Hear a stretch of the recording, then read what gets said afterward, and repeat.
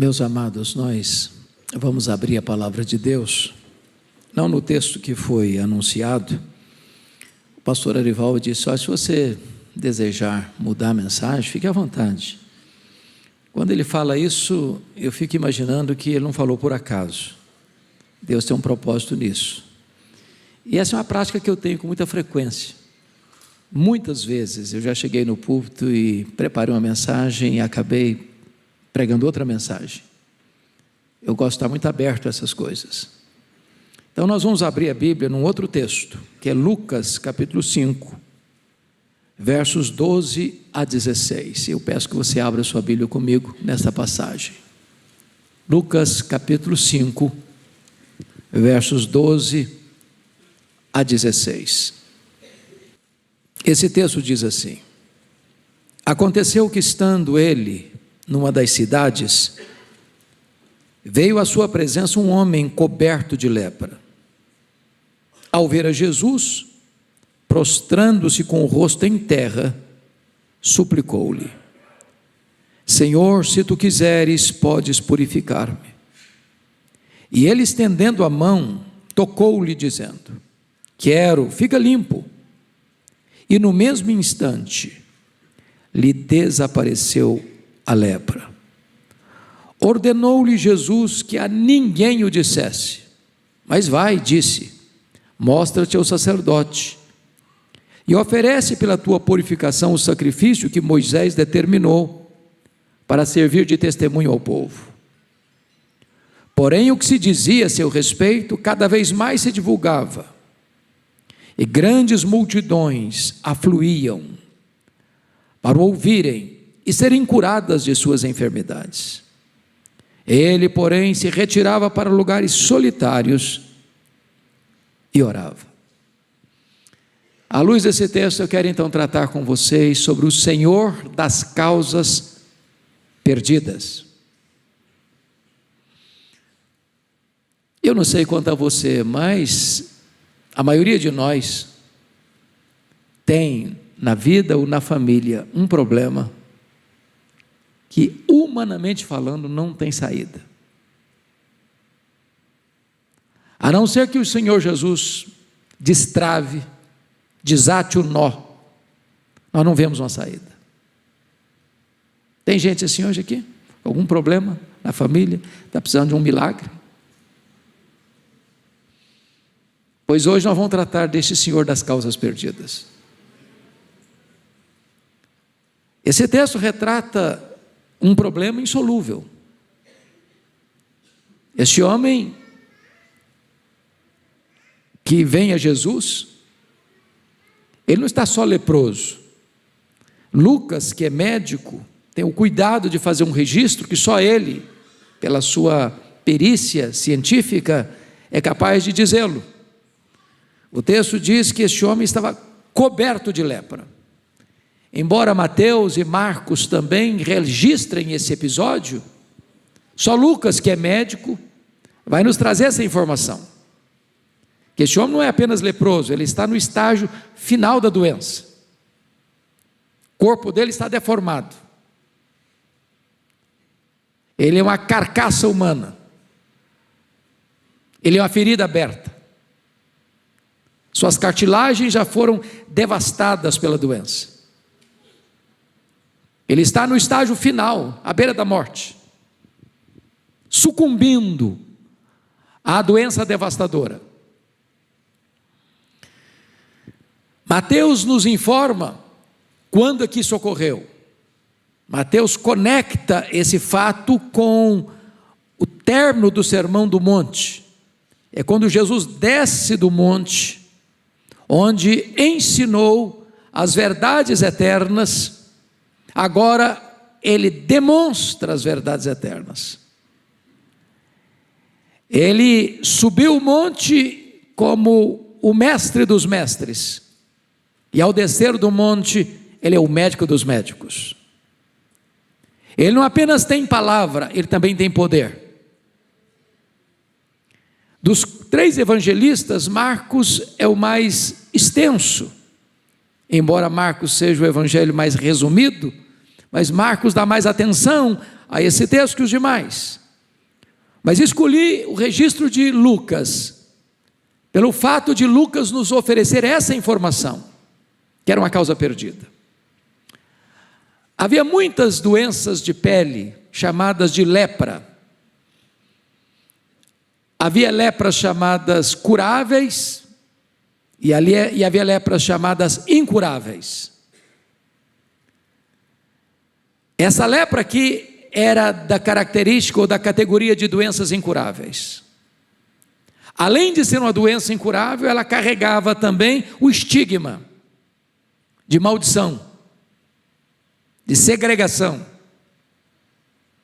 Uma pessoa leprosa não apenas estava contraindo uma doença sem cura para a época, nesse contexto aqui, porque havia mais de 30 tipos de lepras diferentes, por isso que algumas eram curáveis e outras não curáveis. Mas nesse caso aqui, a pessoa recebeu um estigma. É como se ele estivesse debaixo da maldição divina. E à luz da Bíblia, irmãos, a lepra é um símbolo também, é um emblema também, que representa a maior de todas as doenças, ou o maior de todos os males, que é o pecado.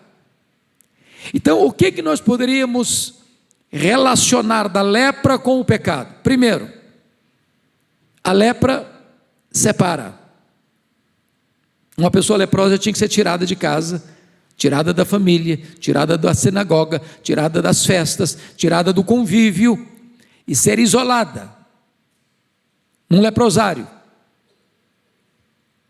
num local onde só leprosos ficavam.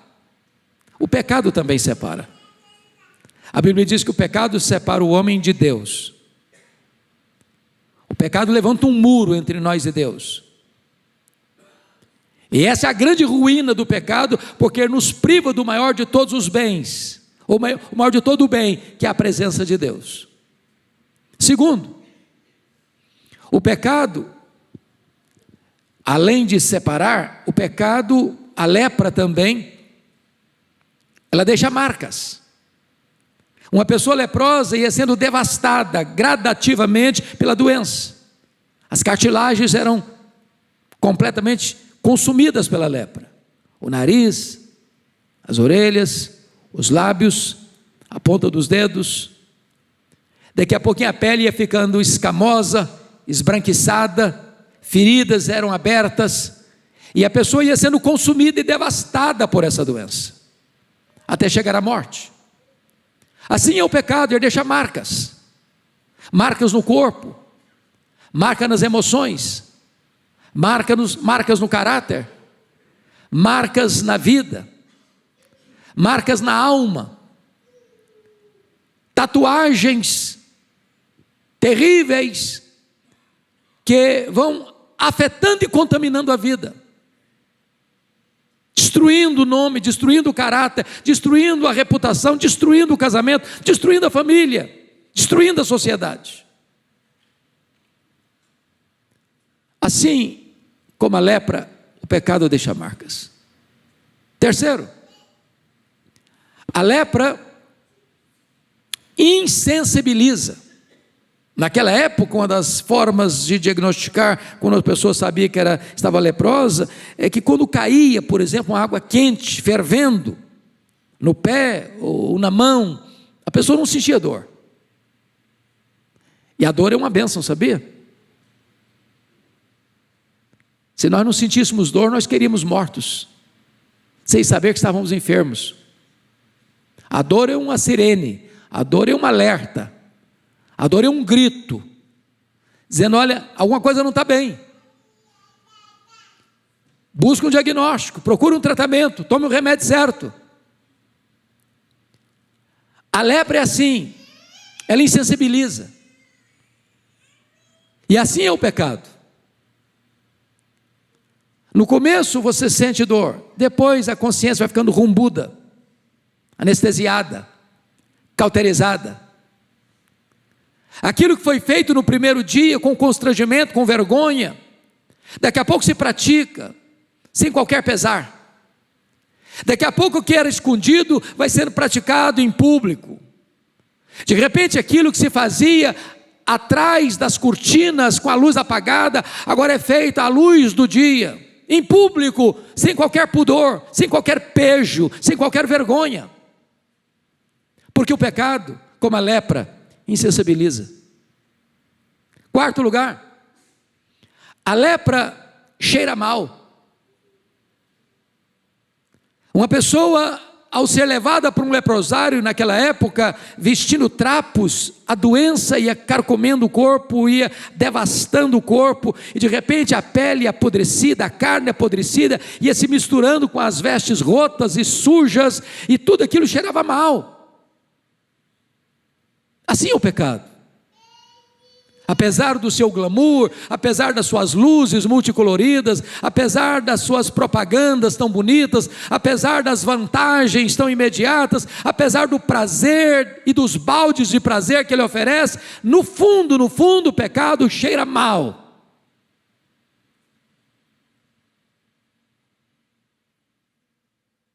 Mas ainda,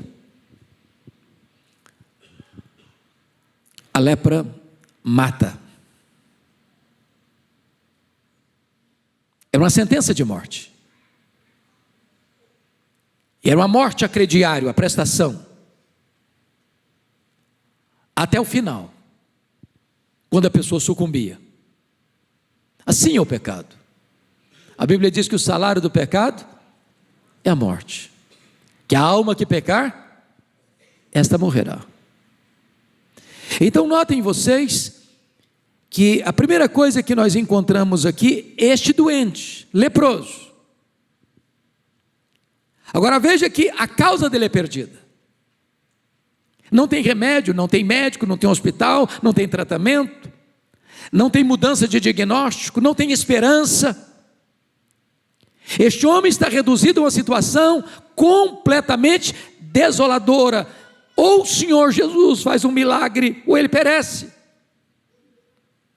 Qual a atitude desse doente? Notem comigo, que esse doente, meus amados irmãos, a despeito de diagnóstico irremediável, irreversível, ele tomou atitude. A Bíblia não diz, e eu também não sei como explicar, que esse homem conseguiu sair do leprosário. É claro que ele saiu esgueirando-se, talvez camuflado, porque a prática da época, se um leproso aparecesse em público, se alguém fosse aproximando, ele gritava: maldito, maldito, leproso, leproso, ninguém podia aproximar-se. E este homem consegue furar o bloqueio, porque esse homem tem na cabeça dele uma ideia: se eu chegar perto de Jesus, ele vai me purificar. Se eu colocar essa causa diante de Jesus, ele vai me curar. Se Jesus se compadecer de mim, e se Jesus atender ao meu anseio, ele vai me purificar. E a minha palavra para você nesta noite é essa: não importa o seu problema, ou a gravidade dele, ou quanto tempo esse problema açoita e assola a sua alma, hoje, agora, aqui, se você colocar essa causa nas mãos de Jesus, ele é poderoso para reverter o diagnóstico, ele é poderoso para dar vitória a você, ele é poderoso para purificar você, ele é poderoso para fazer um milagre na sua vida. Como é que ele vai? Diz a Bíblia que, em Mateus, que ele adora. Diz a Bíblia em Marcos que ele se ajoelha. Diz a Bíblia que em Lucas que ele se prostra diante de Jesus. Veja que ele não chega diante de Jesus estadiando direitos, reivindicando direitos. Ele não chega dando ordens para Jesus ou decretando alguma coisa para Jesus. Ele chega humildemente, de joelhos, adorando e dizendo: Senhor, se tu quiseres, tu podes purificar-me. Duas coisas são dignas de destaque. Primeiro, ele reconhece que Jesus é onipotente. Tu podes. Para ti não há causa perdida, não há problema insolúvel, não há doença incurável, não há situação irremediável. Não é possível você se aproximar de Jesus sem essa perspectiva, porque se você chegar diante dele duvidando, com a fé dividida, com o coração dividido, não crendo, quando não tem crença, quando não tem fé, quando a incredulidade vai à frente, aí o Senhor não faz milagres, como não fez milagres em Nazaré. Mas se você chegar para Ele, dizer: eu creio, Senhor, eu creio, Senhor, eu creio, Senhor, Tu tens todo o poder, Tu tens todo o poder, é assim que o Senhor espera que cheguemos até Ele. Mas a segunda coisa digna de destaque é que esse homem chega diante de Jesus com submissão absoluta. Se tu quiseres, se tu quiseres. Ele não chega dando ordens, reivindicando direitos. Ele chega de forma humilde e submissa. Se tu quiseres, tu podes purificar-me. Pois bem, esse é o primeiro ponto que eu quero destacar, que é o doente. Mas o segundo ponto que eu quero destacar nesse texto, meus irmãos, é o médico. É o médico. Veja comigo, por gentileza, o que está escrito no versículo 13. E ele, estendendo a mão, tocou-lhe, dizendo: quero, fica limpo. Preste bem atenção, que Marcos nos dá uma informação complementar muito importante nesse texto. Porque Marcos nos diz: e Jesus, profundamente compadecido dele, tocou e disse: quero, fica limpo. É maravilhoso saber que, apesar das nossas mazelas, o Senhor se compadece de nós. Seu sofrimento não está fora do alcance do conhecimento de Jesus, nem longe do coração de Jesus. Ele se compadece de nós, Ele se importa conosco, Ele vê a nossa dor, Ele vê a nossa lágrima, Ele sente o pulsar desesperado às vezes do nosso coração. Ele se importa com você, mas Ele está não apenas se compadecendo, está profundamente se compadecendo desse homem. Mas uma segunda coisa aqui, meus irmãos, que me impressiona demais, porque o texto diz: estendendo a mão, tocou-lhe. Jesus está quebrando aqui um paradigma, Jesus está quebrando aqui uma lei cerimonial. Um leproso não podia ser tocado. Por quê? Porque a lepra contamina. A lepra, ela passa de uma pessoa para outra. É por isso que o leproso tinha que ser isolado. Ele tinha que ser jogado num leprosário, numa ilha de leprosos, numa caverna de leprosos. De tal maneira que um puro, ao tocar um impuro, ficava impuro. Mas Jesus, profundamente compadecido desse homem, tocou. Sabe por quê? Porque nenhuma impureza é capaz de contaminar Jesus. O puro toca o impuro, e em vez do impuro contaminar o puro, é a pureza do puro que purifica o impuro. Mas a ideia aqui de tocar, irmãos, não é aquela ideia do nojo, do asco, de alguém que encosta a mão com constrangimento. A ideia de tocar aqui na língua original é a ideia de abraçar, de cercar com os braços. Agora imagine a cena: um homem tomado de lepra, coberto de lepra, com a carne apodrecida, cheirando mal, com as vestes completamente rotas, sujas, mal cheirosas, e o Senhor Jesus, profundamente compadecido, abraça esse homem. O choque para as pessoas. Esta é a mesma cena do pai correndo e abraçando o filho pródigo de volta para casa, sujo do chiqueiro. e dizendo: traz logo, traz depressa roupa nova para ele, traz depressa sandália para os pés dele, traz depressa o anel para o dedo dele, traz depressa lá o bezerro cevado. É hora da gente festejar, porque este meu filho estava perdido e foi achado, estava morto e reviveu. Eu quero dizer para você que Jesus se aproxima de você não com asco, não sentindo nojo. Ele abraça você, Ele ama você, você é a menina dos olhos dele, Ele se alegra em você como o noivo se alegra da noiva. É desse jeito que Jesus recebe você nesta noite. Mas esse médico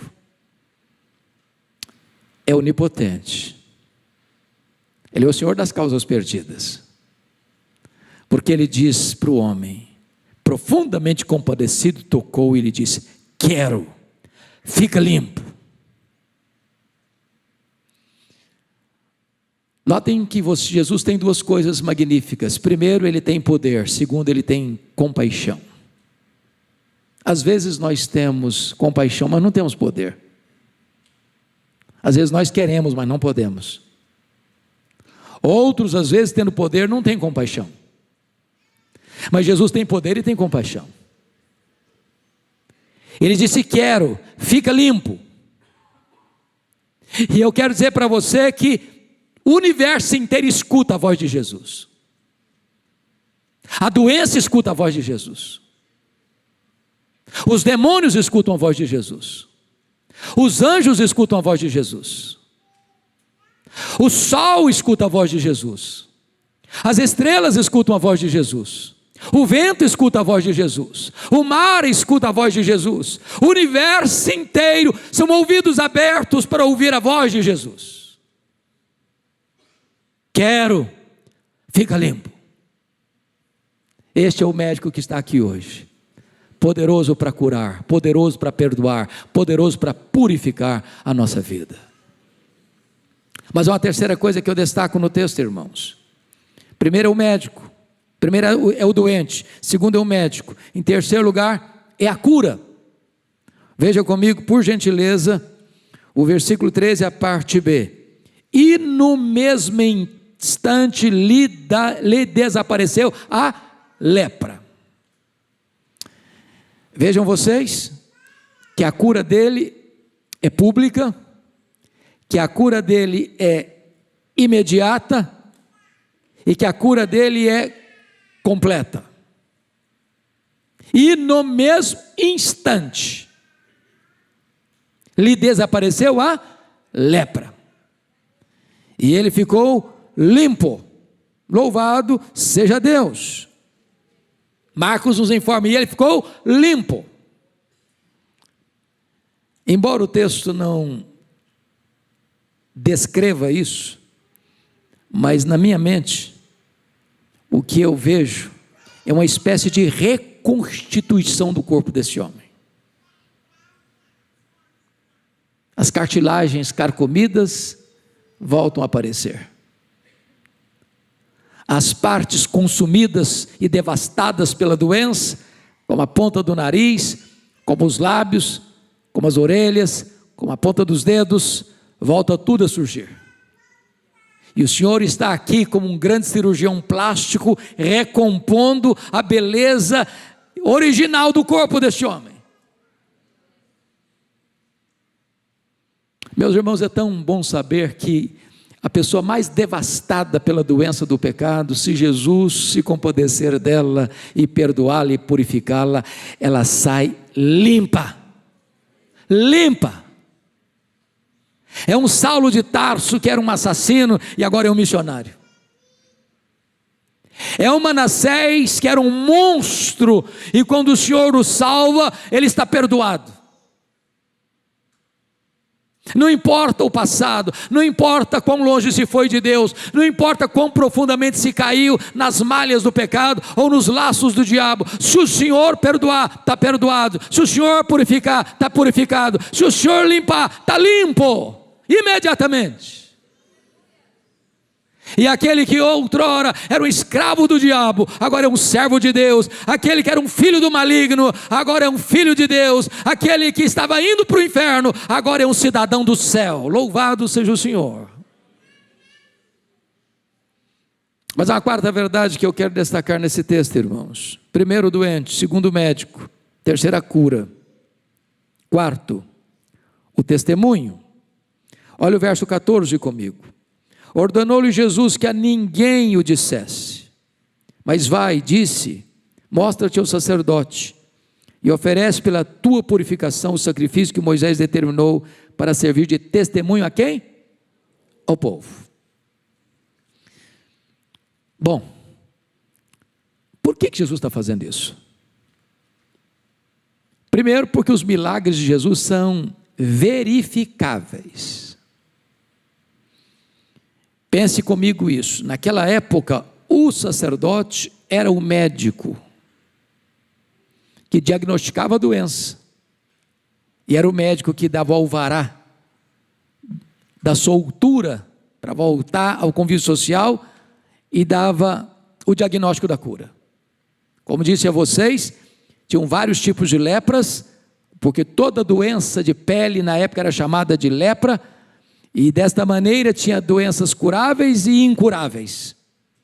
Então sempre que uma pessoa percebia algum problema, ele ia ao sacerdote. O sacerdote diagnosticava: está leproso, não pode mais conviver com a família, não pode mais na sinagoga, não pode mais frequentar o templo, não pode mais ir nas festas, tem que ser isolado. Quando esta cura acontecia, tinha que ir ao sacerdote, para que o sacerdote fizesse o exame, fizesse o diagnóstico e liberasse essa pessoa. Se esse homem voltasse para casa sem passar pelo sacerdote, pode ter certeza disso, a mulher dele, se fosse casado, correria dele, os filhos dele, em vez de pularem nos seus braços, fugiriam dele.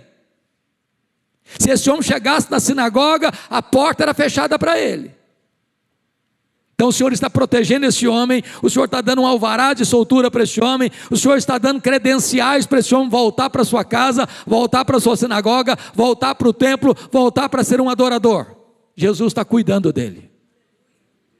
Mas mais do que isso, o que Jesus está fazendo, meus irmãos, é dizendo o seguinte: o que eu estou fazendo agora pode ser visto, pode ser notado, pode ser verificado, pode ser confirmado. Jesus não é um charlatão. Jesus não está dizendo que está curado quando não está curado, porque hoje tem muita gente dizendo para a pessoa: está curado, e não está curado coisa nenhuma. Eu nunca me esqueço de uma frustração que alguns familiares meus tiveram com um tio meu, que contraiu um câncer,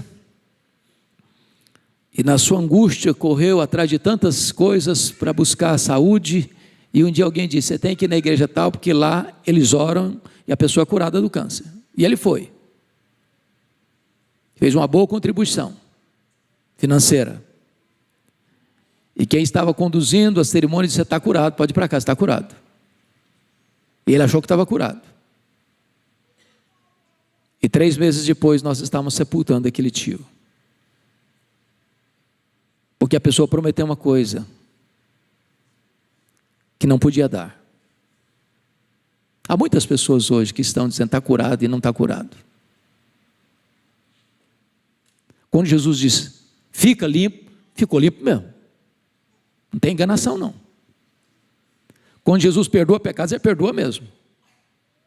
Quando Jesus liberta, ele liberta mesmo. Você precisa crer nisso, porque o milagre dele é real, é verificável, é público, é notório. Todo mundo pode atestar. Aquele fulano hoje é uma nova criatura. Essa pessoa hoje foi transformada. Bendito seja Deus, irmãos, porque com Jesus não precisa de máscaras, de enganos. Mas me permita olhar uma outra lição desse texto.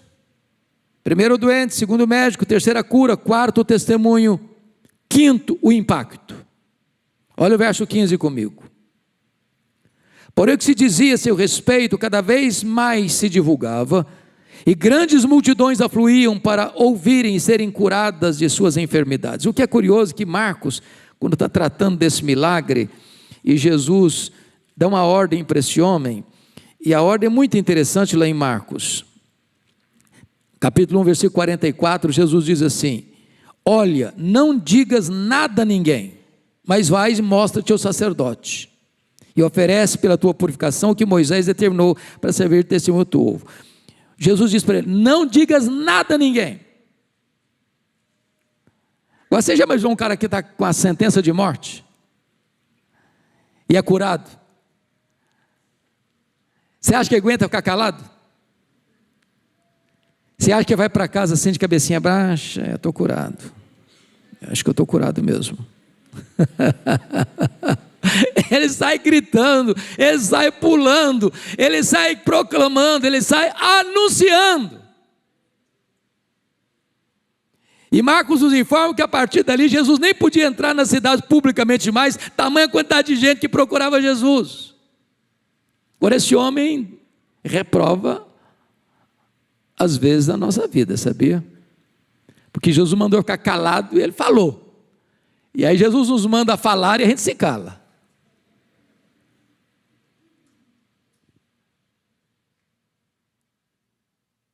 Testemunho. Quantas pessoas sabem que Jesus mudou a sua vida?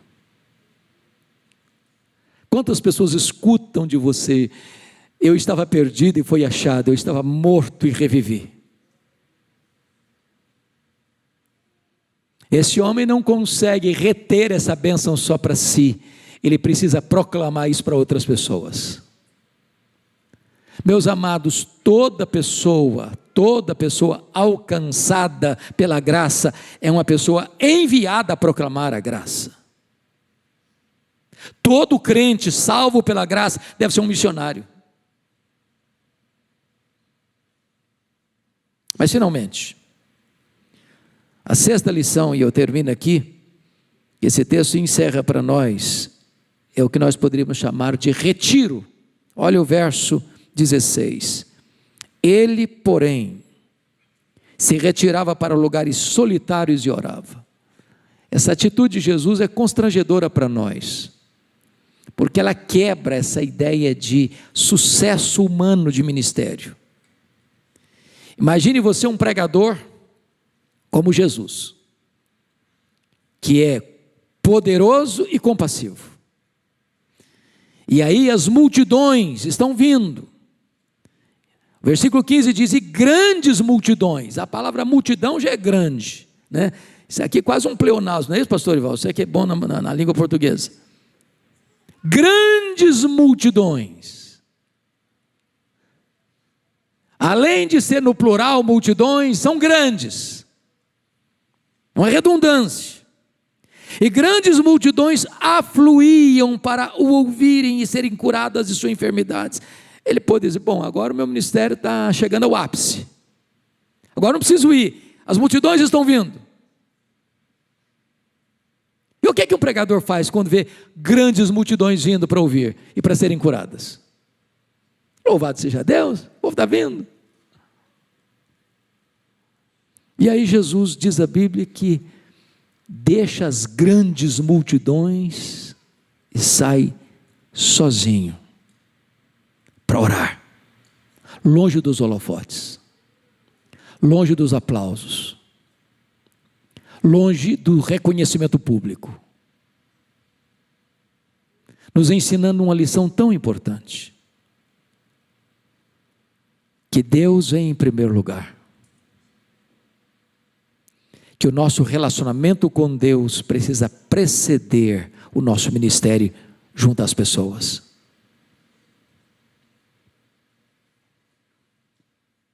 Que a comunhão com o Pai é a base do nosso ministério. Que nós só deveríamos nos levantar em público diante dos homens, se primeiro nós nos prostrarmos solitariamente, intimamente na presença de Deus. Jesus, sendo um homem perfeito, reconhecia a necessidade do poder do Pai sobre a sua vida. E tanta verdade, meus irmãos, que o versículo seguinte, o versículo 17, está escrito o seguinte, veja comigo aí: ora, aconteceu que num daqueles dias estava ele ensinando, e achava-se ali assentados os fariseus e mestres da lei, vindo de todas as aldeias da Galiléia, da Judéia e de Jerusalém, e o poder do Senhor estava com ele para curar. O poder vem mediante a oração. Não é a oração que é poderosa, poderoso é o Deus que responde a oração.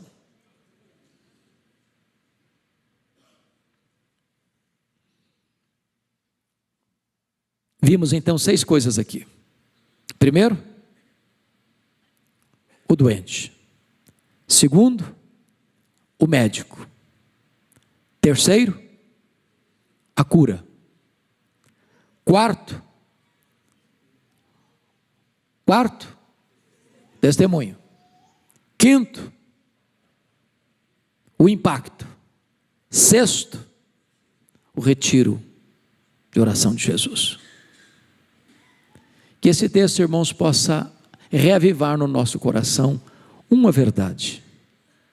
Se você tem uma causa humanamente impossível e precisa de um milagre, você está no lugar certo, na hora certa, diante da pessoa certa, Jesus Cristo nosso Senhor. Ele é o mesmo ontem, Ele é o mesmo hoje, para sempre Ele é o mesmo. O que Ele fez, Ele pode fazer de novo. Eu quero convidar você a fechar seus olhos e a colocar esta causa humanamente impossível diante de Deus, e a buscar ao Senhor e colocar nas mãos dele o seu problema. E a semelhança daquele homem, você dizer: Senhor, se tu quiseres, tu podes, tu podes, tu podes.